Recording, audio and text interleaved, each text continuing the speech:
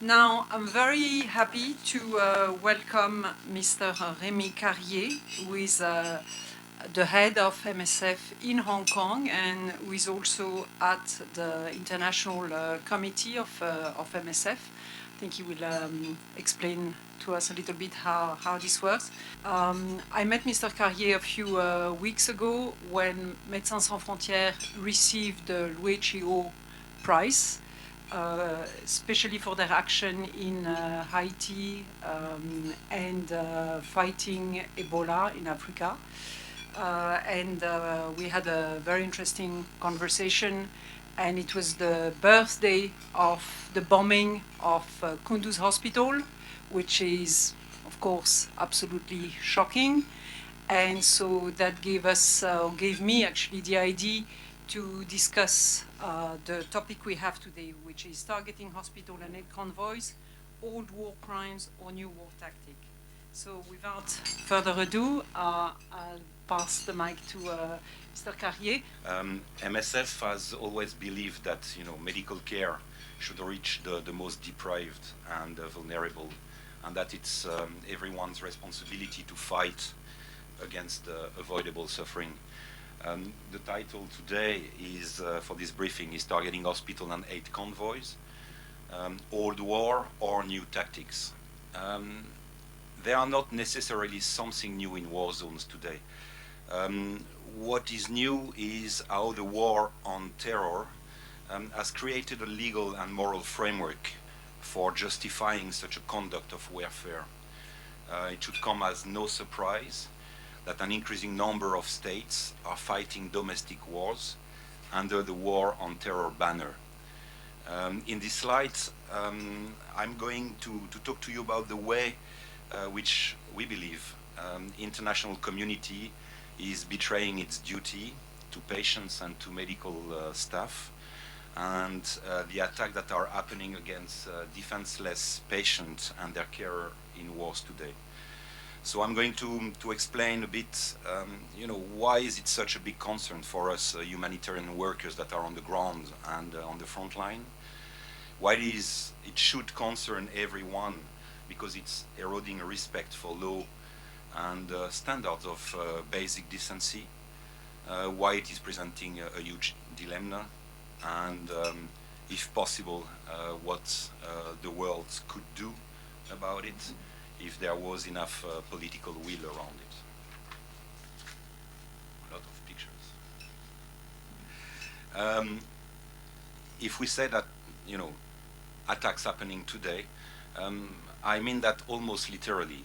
The chances that somewhere around the world a medical facility or an aid worker is being targeted in the last 24 hours is very high. We have felt the blow of these attacks pretty seriously and hard. In Syria and Yemen, 26 medical structures that we support were bombed or shelled since the beginning of the year. In Syria, in 2015, we recorded 94 attacks on MSF-supported hospitals. There are also been attacks in Ukraine, in South Sudan, or in Afghanistan. As you said earlier, last year on the 3rd of October, we lost 42 staff and patients in a sustained aerial bombing that took place in Kunduz in Afghanistan in our trauma center. I will talk about it a little bit later. We have been badly hit as an international medical organization because we choose to work in conflict areas where the needs are great, and because also we have developed over 40 years security experience that allow us to be active in these areas. We have been negotiating for this past 40 years the protection of our medical facilities in conflict around the world. But we are only able to count those attacks that happen to facilities, facilities we are connected to. We know that many, many more facilities have been attacked, and we have no account about it. Today in Syria, the few brave doctors that remain are being systematically eliminated. If you look at stories around Aleppo today, this is what is happening. All these attacks on the legal frame are completely against international humanitarian law and the Geneva Conventions. And I will discuss about it a bit later on. Of course, none of this is entirely new. Wars have always been brutal, and some of today's civil war follow the pattern of history. They are the most ruthless and unforgiving. The approach that we can see in a context like Afghanistan is a subtle combination of two patterns. A willingness to use often disproportionate force combined with a willingness to blur the distinction in between combatant and civilian. This is how it results that we are having hospitals that are being mistakenly struck. And in other areas, this violence is not just directed at hospital or patient. It is a general assault on civilian, particularly in Syria.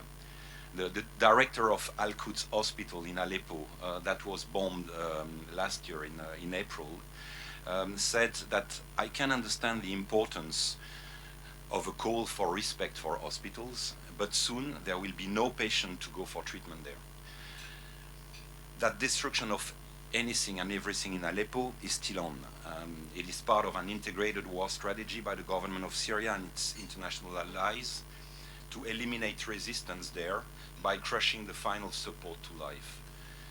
The same disregard for the protection of medical facilities, staff and civilian life is also ongoing in Yemen. And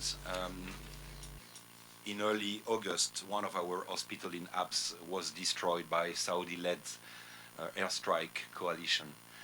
19 people were killed, and among them, of course, patients and health workers. It was the fourth such attack against MSF facility in Yemen in less than 1 year, and a total killing of 32 people and injured 51 in total.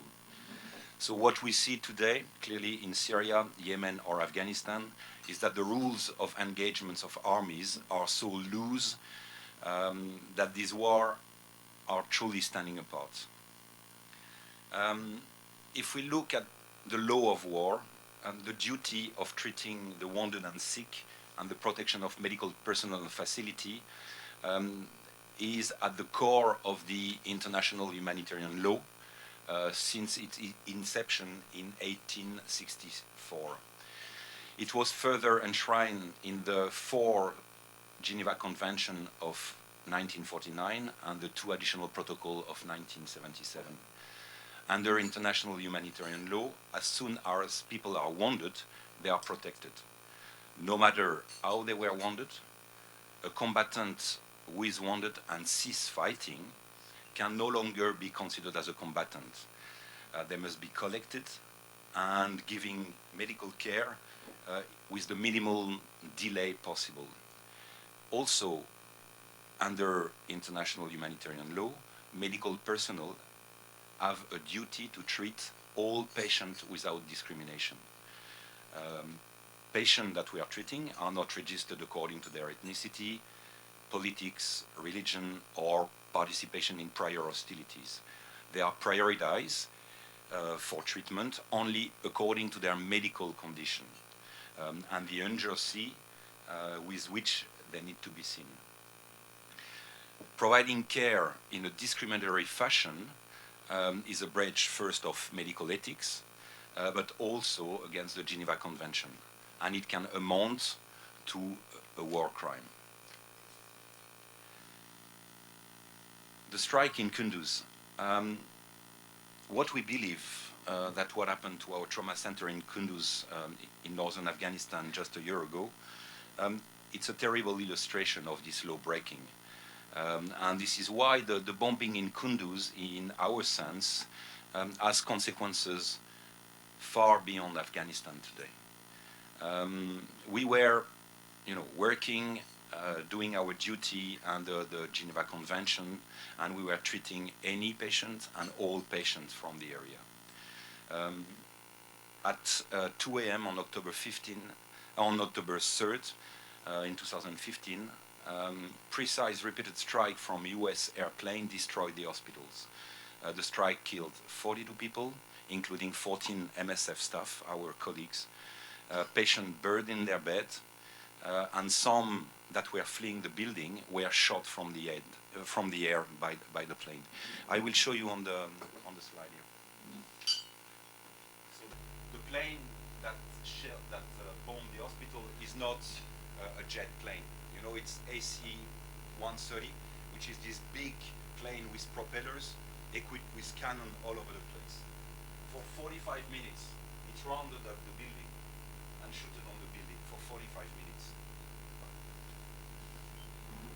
Of course, what we did is we called the number we got for the hotline of the US forces, but the attack continued. This hospital has been opened in 2011.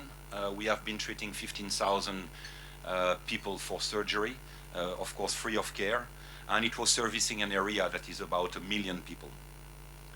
The GPS coordinates have been shared with all parties.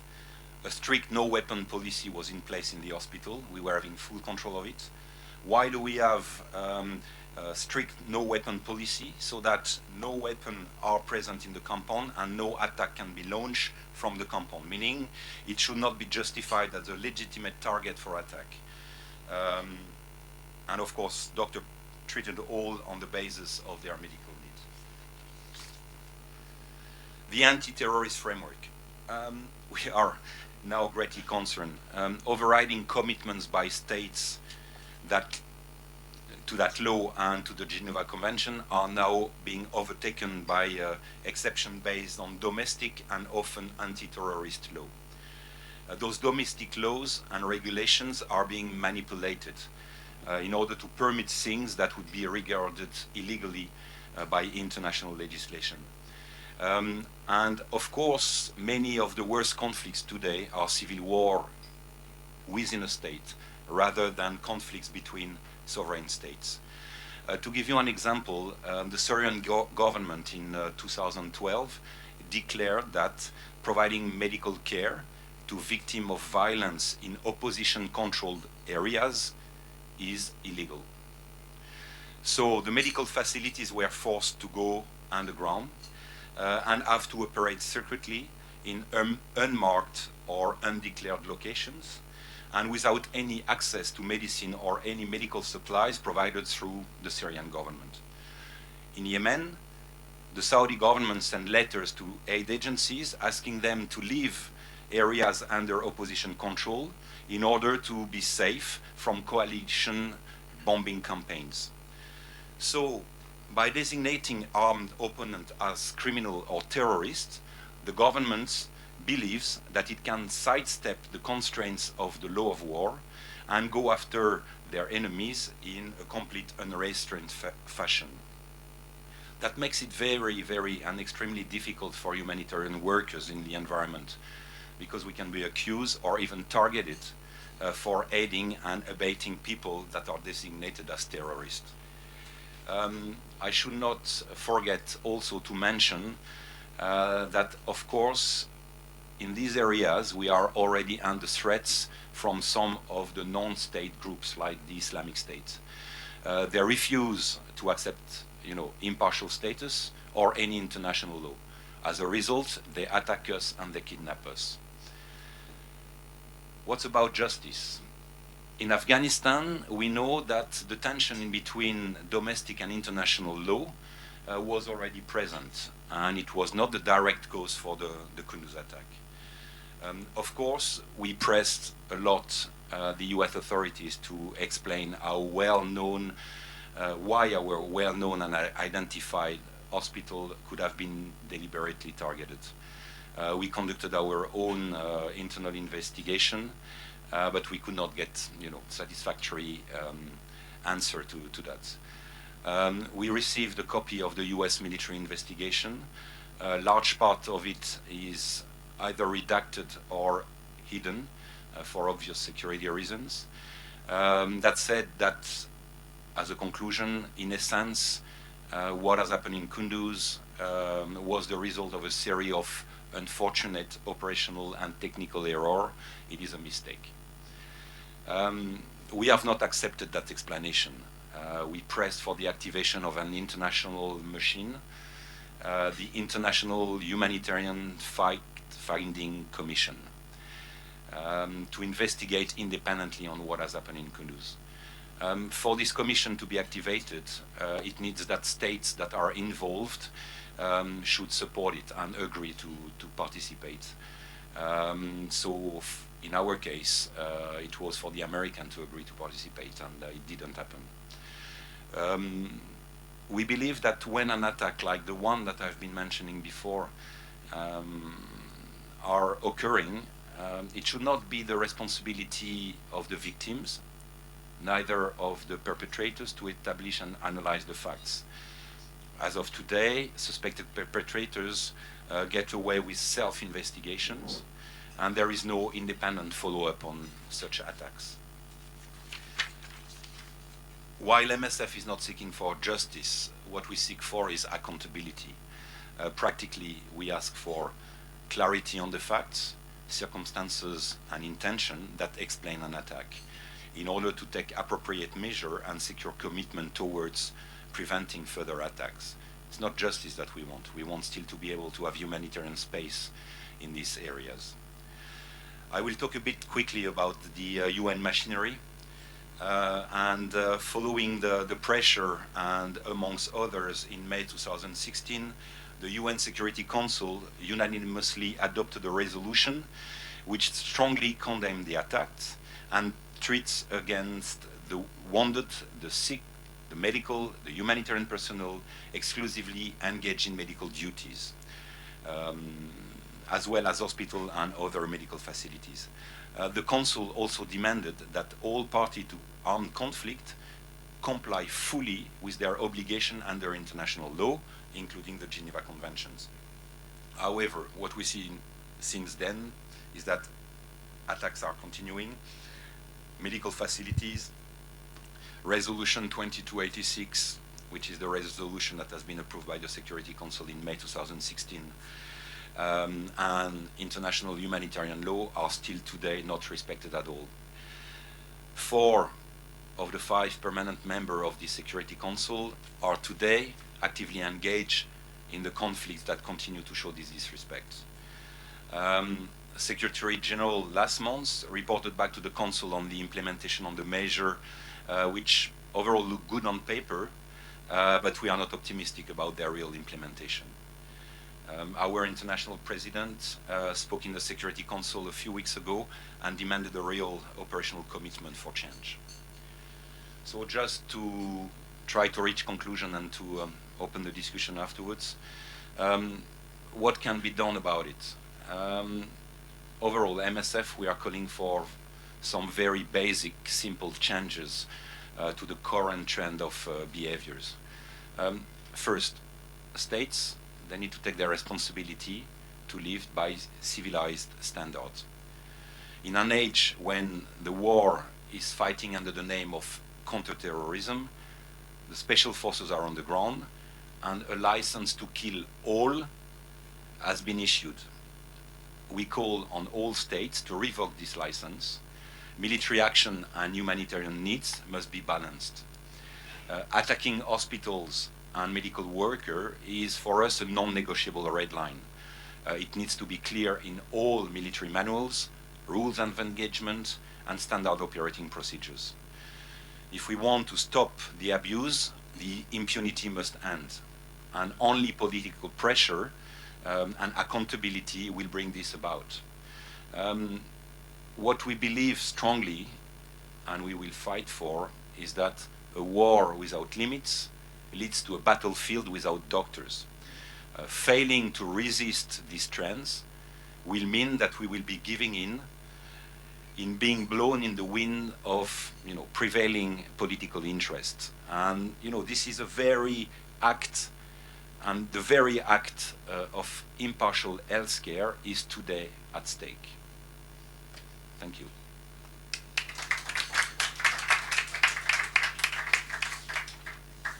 Just one question. How do you explain this, I would say in French, recrudescence of attacks hospitals. I think, was it the case 10, 20, 30 years ago? We always had wars, but we didn't have this kind of targeting doctors and hospitals. This acceleration of those attacks, how do you explain that from your point of view? In my point of view, this is related to the war on terror.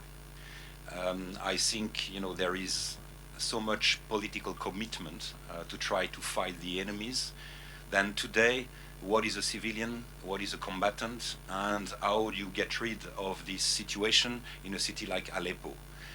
So the change in war strategy, led by this war on terror, makes that today everybody is an enemy. What we could see from the US report coming from Kunduz is that from their understanding on the ground, all population has left, so only Taliban were remaining. This is what gave them the possibility to fully attack Kunduz at that time, and not looking in their no target list, not looking at normally the normal procedure that should have been put in place in a normal war zone. So today, war on terror is giving and legitimating, any kind of action on any kind of structures. Mm-hmm. And you mentioned also the UN machinery. What do you think about the UN action? A lot of things is being said about the way it's being manipulated, and that the wrong people are at the wrong place or at the right place or whatever. But what is your point of view on precisely the non-help that you can get from UN actually today? I think there are international bodies that are existing. There are laws. What we are calling, is for implementation of these laws and accountability from the people that are part of these bodies. A world without these bodies, I don't know what it would look like. But precisely speaking, we have been calling state leaders to take their responsibilities and to respect the laws. Then now, after that, we remain a medical humanitarian organization, and we have to stay where we are legitimate and credible. So we ask also, state leaders to take their role and their responsibility into this situation. But do you think the UN is the right body to discuss with? Well, for the time being, we have been invited to the Security Council. There has been, a certain number of resolutions that have been voted that are going into the direction of protecting medical missions. So today, on paper, the law is good and the framework is good. And there are many organizations like yours around the world. What you are saying is you just reflect what all of them are suffering, or yes. Yes, I think there is not many organizations today that are still acting on front lines. MSF is one. There are others. But today, what we see is that reaching front lines in the conflicts like Yemen, Afghanistan, or Syria is becoming more and more and more difficult. Having international teams in Aleppo today is impossible. So access to impartial care in war zone today is at stake. If you go there with your team, you settle, you start activities, and you get bombed, you can understand that you cannot keep staying on the ground. If you are systematically targeted by governments that are on the ground, you cannot still continue to work. And this is a major change. In the past, when you were sending a doctor to Afghanistan or elsewhere, you were telling him, no worry, stay locked in the hospital. This place is protected. Nothing will happen to you in the hospital. Now it's not true anymore. I cannot tell a surgeon living in Hong Kong tomorrow that he's going to be safe in an hospital in Yemen. We have no more guarantees. And this is what we want. We want guarantees from the states that impartial aid and medical care is still protected under the Geneva Convention and humanitarian law. Thank you. Sorry, go ahead. Tom Burns, associate member. I'll also say I'm a U.S. citizen. So there's so many questions here. So one is your comment about Kunduz. you believe what the U.S. government told you, and it appears that you don't. So I'd like to follow up on that. When you say you don't believe them, do you think they lied, or do you think it was an honest mistake and they won't do it again? Question number one. Question number two, you never mentioned any Russian. I came in a little bit late, so maybe I missed it. I'm biased as a U.S. citizen, but from what I've read over the last number of months, keeping an open mind, there have been a lot of bombings of hospitals in Aleppo by either the Syrians or the Russians. It could be all propaganda. I could be wrong. I'm not there, but I wonder, since you didn't mention it, but what you think, because I think you do have some MSF facilities in Aleppo that have been bombed. And so I'll stop there. Yes. On the mistake side, you know, you have seen the hospital, 45 minutes turning around, you know, special forces on the ground, direct contact, technology, you know, very expensive plane, one of the most trained army in the world. And when you read the report, it's just only about technical issues and radio with no batteries, and you know, it's a bit too much. Okay. So this is why we are asking for independent investigation. You know, it's not up to us to judge if it's a mistake or not, but we are doubting and we don't believe what we have read. Has it been repeated? Sorry?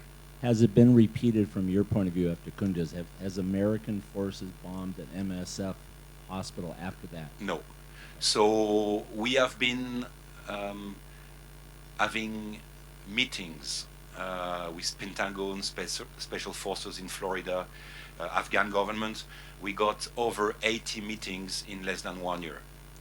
So we have been That's in good. contact dialogue. May not get the right result. Yeah, Okay. but I have to recognize also that from all of the bombings, the only report that we received from a state about an internal inquiry has been from US. We have received nothing from Russia, we have received nothing from Syria, we have received nothing from Saudi Arabia. So I have to recognize that at least we have the possibility to enter into a dialogue around what has happened in Kunduz, while in all the other attacks we are not. On your second question. My second question was, Oh yes. I'm biased Yes, because yes, I'm a yes, U.S. yes, citizen, but yeah. from what I read from multiple, I don't pay attention just to U.S. sources, but from what I understand, there have been bombings of hospitals in Aleppo. Some of those, I believe, Yeah. are staffed by your folks. Yes. There have been repeatedly bombings after social outrage, Yes. and I didn't hear any mention of that. Yes. I was wondering, where does that stand So- currently for you guys, because it's an unsafe situation, obviously. So what I've said here in the document was talking about coalitions. What you have to understand is that in Aleppo we are supporting hospitals. We are supporting 8 hospitals on East Aleppo, plus 2 hospitals just at the suburb. But we do not have MSF staff on the ground. Okay, so it's difficult to confirm which plane. First, enough. next to that, we are not military experts, so it's difficult for us to judge But which you is have the been plane that bombed. is flying. My question is Yes. not to Yes. you, MSF or people that you know have been bombed Yes, in I will. Aleppo by Yeah. third parties. We can't identify who they are at this point. I will come back to what I said. In Syria, we recorded in 2015 94 attacks on MSF-supported hospitals. And in Syria and Yemen, 26 medical structures that were supported were bombed or shelled since the beginning of this year. Do you have any data for 2016, more Yes. significantly May, June, July? Because there was a lot of Yes.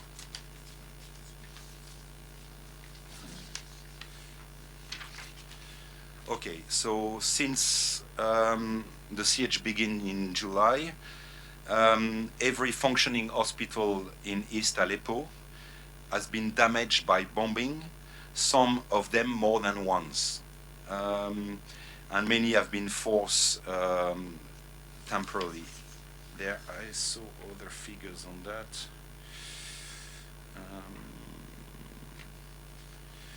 Yes. Well, I'll ask a harder question then. Do you think the Americans are not providing enough pressure at the UN? Because this is obviously a humanitarian issue for anybody who believes in the rule of law / helping our fellow people who have been injured, independent of their terrorist backgrounds. Most of these people are, at least, again, I'm biased.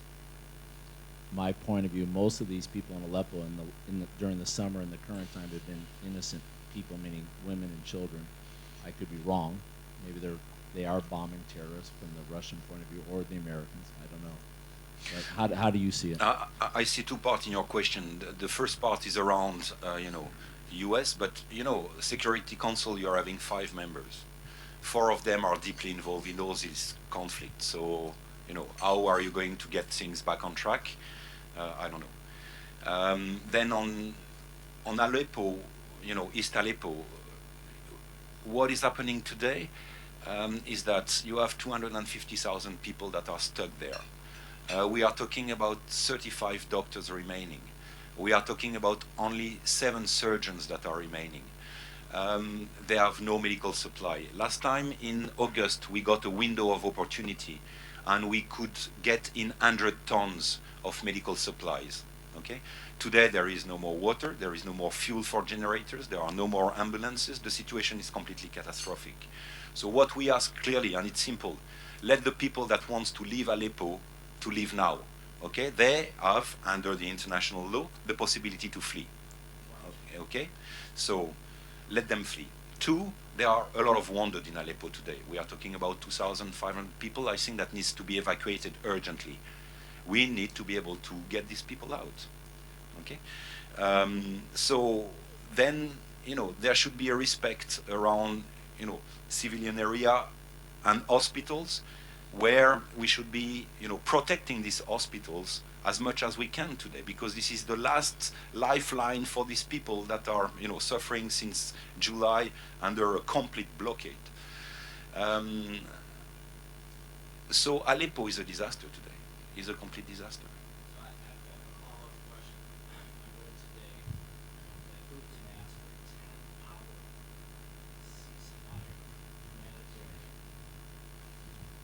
In Aleppo, again, I'll put my bias out there. As an American, I'm thinking that's nice on the world stage, if you read the headline, but it's not sufficient for people like you and the UN to actually get supplies in. So how do you respond to that? I mean, 10 hours is better than 0, but it's not sufficient for what you're referring to. How do we help? I think that we got a couple of weeks ago a 3-day ceasefire. We were not engaged into the negotiations, so we were not part of the deal. What we saw is that it has not been able to bring a humanitarian corridor. So yes, there are needs for humanitarian corridors today, but there should be functioning. So it's not because you claim that there is a humanitarian corridor that humanitarian activities are happening. So, but we are not part of these negotiations. Thank you. I have a question. When you mentioned that you usually try to negotiate protection of your facilities kind of before going there. Yes. In theory, you should be guaranteed that your facilities are protected anyway, but how does that work? Who do you go to before a war, going to both parties and saying, can we make sure you don't hit us? Everybody. So in Afghanistan, if I take the example of Kunduz, the structure has been opened in 2011. MSF has withdrawn from Afghanistan, I think, in 2005 or 6, because we got 4 of our colleagues that unfortunately got killed there around Herat. At the time, we were not having the conditions that we believe would allow us to stay in Afghanistan. So we stopped for a couple of years. All along this time, we have been keeping communication with the Afghan government, and of course the coalition that was on the ground. And for Kunduz, since 2011, we were in constant talk with US forces, Afghan government, and Taliban. plus local communities, plus everybody around. And our negotiation is pretty strict, and we have 40 years of experience around that. We are there, we explain what we do, we explain what is the no-weapon policy in the hospital, we explain that hospitals should not be targeted, and once we believe that we are having the guarantees both at local level and at political or military level, then we decide that we go for it. This is why we say in Kunduz we were having the guarantee, because since 2011 nothing has happened to us. I think every 3 weeks or every month, if I'm not wrong, we are providing GPS coordinates of these structures. Before the Taliban took Kunduz, we were in contact with the special forces from the Afghan forces.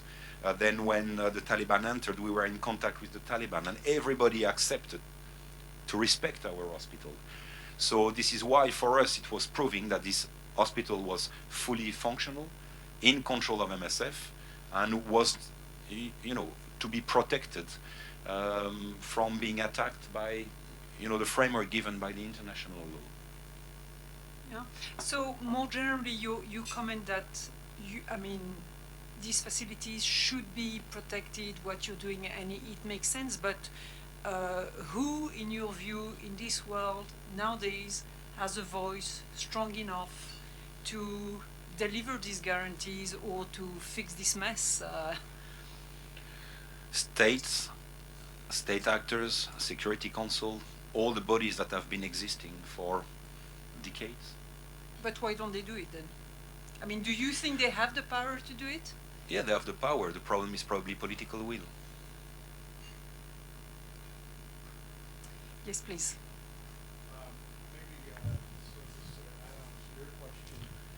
South Africa recently applied to leave the ICC.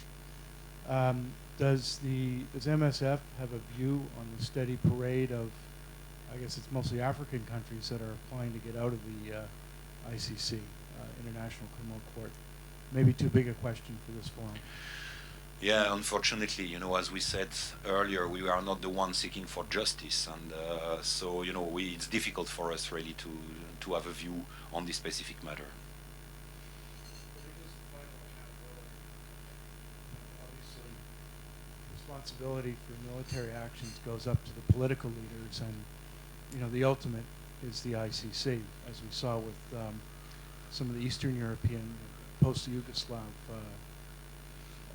trials. Yes. Thank you. Thank you. I was also wondering, how does all these increased risk affect your team? Because it's not the same thing anymore to be sent as a doctor in the circumstances that you described. So it's part of the dilemmas that we are having. How are we protecting our people? And I think one of the only MSF assets is its people. We have not lost the commitment of our people, and I can tell you that all our doctors that are emergency experts, they want today to be in Aleppo, they want today to be in Nigeria, they want today to be in Yemen. This is why they are living with an organization like MSF. So commitment is there. Now, how do we protect them in such environments? This is a difficult call. But as a result, today, we are not in Aleppo, for example. We are looking at situation, and we try to get prepared, for example, around Mosul to see, what can be done for the people that are fleeing. So now war zones in this, war against terror environment are much more difficult for us to access and place our people on the ground. So it's a real dilemma, and this is what a bit I was saying in the conclusion, is to say what is at stake here is battlefield without doctors and impartial aid. So impartial medicine that has been built around Geneva Convention humanitarian law, meaning a doctor should be treating everybody, is really today at stake. So we are going to fight against the fact that access is becoming more and more limited, because we believe that these victims of conflict should have access to impartial care. Yeah, but about your team, so you said on the doctor side, the commitment is still there, despite the increased threat. But the morale, of course, must. It's terrible. You know, what has happened in Kunduz is the worst incident that we got in 44 years of existence. So it has been a big shock for the organization. And of course, we realize at this point in time that, you know, things have been changing dramatically, and that the protection of structures were not respected, even by one of the, you know, by the US forces. So for us, it has been, you know, a disaster internally. But on daily basis, we are having teams, you know, all over that are now constantly looking at solution to get back into Aleppo. We are looking at solution to get back into these conflict areas, because we believe that population being stuck there and victims should have access to aid, which today in some area is non-existent. And maybe, okay. One question, and I'll take the last one.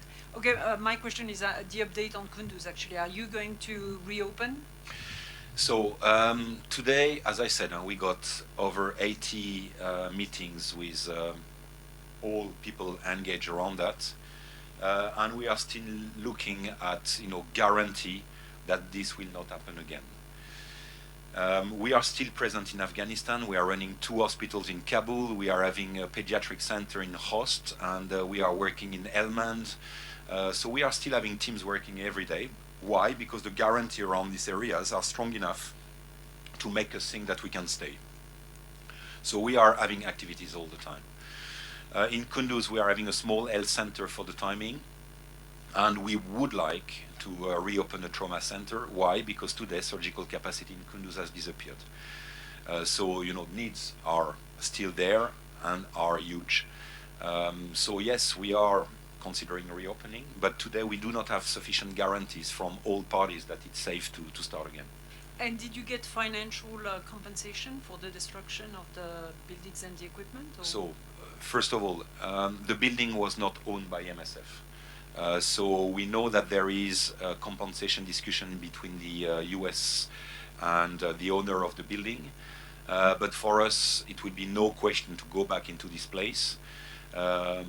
First, because, you know, it is not our own land and building, but also because our staff on the ground is saying that, you know, they don't want to work again in places where their colleagues have been killed. So we are looking for another land around Kunduz to see if we could start again activities. For us, we don't take money from governments in war zones. So, you know, it's excluding the possibility for MSF to ask for compensation or even to receive compensation if they were offered. So we would not take any money from any states, you know, to rebuild what has happened in Kunduz. We are going to use only our proper funds and own funds for that. Please go ahead. Thank you. Obviously, thank you very much for coming here today and your comments. I read from the material to come here. You've been in the field, but my question is, are you a medical doctor? No, I'm not a medical doctor. That's fine. And the second question is, how many non-French people who are in the medical profession, so that could mean surgeons, doctors, nurses, or however you define it, are non-French? I'm interested in how big is your global footprint? Okay, our global footprint is 35,000 staff working in 66 countries. From this 35,000 staff, you are having 3,500 expatriates. We are having offices that are running operations in Amsterdam, in Geneva, in Paris, in Brussels, and in Barcelona. And MSF is having 30 recruitment offices over the world, in which Hong Kong is. Hong Kong is sending about 200 people from the region, being China, Hong Kong, Taiwan, Singapore, Philippines, and Indonesia and other countries per year, meaning that I think French nationals are a true minority today in MSF. So it's true that France was the first places where MSF developed in 1971.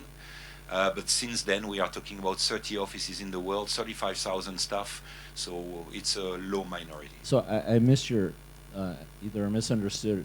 I thought you said 10% were expats. Does that mean? Yes. Oh, French. So no, expats from all over the world, from recruited. So out in of this 35,000, 3,500 are expats. That means the remaining are French? Oh, what's the definition? Local staff, people that we are local. recruiting. So if we work in Congo, we are going to recruit Congolese with a ratio about 10 to 1 expatriate. Okay, if I could follow up, since you mentioned China, is China at the governmental level supportive of MSF? I think the best would be to see, that there is this foreign NGO law that is going to be released next year. So if we are registered, then that would show that the government is supportive. And do you have offices in Beijing? Yes, we do. Okay. And in Guangzhou. Okay. Great. Thank Well, you. it's time to wrap up, but just quickly tell us how you're funded and how much money do you need and who gives it to you? So today we are a very large organization, and we grew immensely these last years, which is probably not a good sign, meaning that the needs in the world requires more from us. We are about, I think, over €1 billion today organization, and over 90% of our funds are coming from the public. We have few state fundings on certain very specific programs around HIV/AIDS or mother cares in certain non-conflict areas.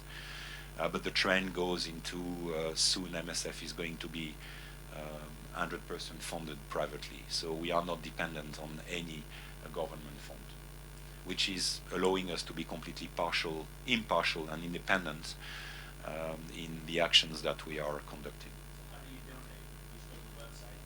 So there is a website, yes, and you will have all the information there. Okay, well, thank you very much, Rémi Carrier. Thank you all for joining us. Not that it's very useful on the battlefield, but it's a souvenir. Thank you. Put some metal inside the tie. Thank you very much for the opportunity. No, thank you for coming.